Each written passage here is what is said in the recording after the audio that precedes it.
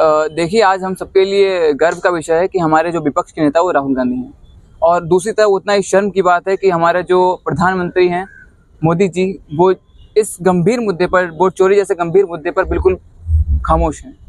और जहाँ तक की बात है डेटा की, कहाँ से डेटा देंगे? जो लोग पहले वन नेशन वन इलेक्शन की बात कर रहे थे, उनके खुद के उप मुख्यमंत्री, जहाँ पे बिहार में उनकी जो गठबंधन से सरकार चल रही है, वहाँ के जो उप मुख्यमंत्री हैं, उनकी एक व्यक्ति की दो जगह आईडी, एक उनकी आईडी पटना में चल रही है जिससे वो वोट करते हैं, और दूसरी आईडी जहाँ के वो पैतृक निवासी हैं।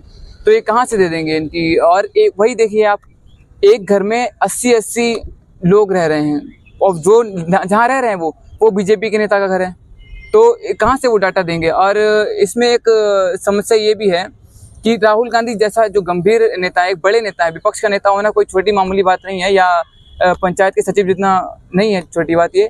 और राहुल गांधी जैसा एक बड़ा नेता ये बात उठा रहा है, तो इसका मतलब उसकी बात में दम है। और अगर ये इलेक्ट्रॉनिक डेटा दे दें, तो राहुल गांधी जी ने साफ कहा है कि अगर ये इलेक्ट्रॉनिक डेटा दे देंगे हमें, तो हम सीधा बता देंगे कि जो भारत का प्रधानमंत्री है वो चोरी करके प्रधानमंत्री बना है। इलेक्शन कमीशन की अगर आप कपड़े उतारेंगे ना, तो खाकी चड्डी पहना हुआ कोई व्यक्ति अंदर निकलेगा, और यही डर है उन्हें। और आप देखिए, रामपुर का अगर उदाहरण लें, या कुंदरकी का उदाहरण लें, मीरापुर का उदाहरण लें, कैसे पुलिस ने लाठियां चार्ज करके लोगों से वोट पड़वाए, बोरके वाली महिलाओं पर डंडे उठाए गए, और इलेक्शन कमीशन की अगर आंखें खुली होती तो वहां पर कार्रवाई करती।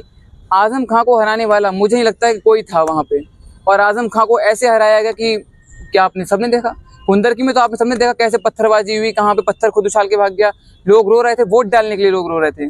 तो आपने साफ देखा। अगर इलेक्शन कमीशन की अगर ये इसमें था, हिम्मत थी, तो साफ जानकारी करके बता सकते हैं ये लोग।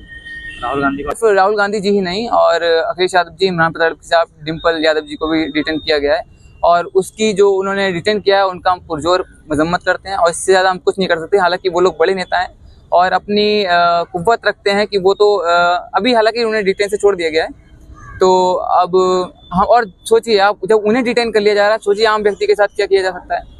वोट चोरी पर कोई यही बात आम व्यक्ति बोलता तो आज लाठियों से ऐसा मारा गया होता, उसको जेल की सलाखों के पीछे निकलने में दिक्कत हो जाती उसको। तो क्या लग रहा है? बिल्कुल दबाई जा रही है आवाज। आप देखिए, अपोजिशन क्या, आज कौन नहीं बचा है? छात्र हो, गरीब किसान हो, कौन नहीं? किस पर इन्होंने डंडा नहीं चढ़ाया? अभी जब किसान आंदोलन हुआ था, उसमें किसानों के ऊपर ऐसी लाठियां मारी गई कि लोग सर्दियों में मरते चले गए।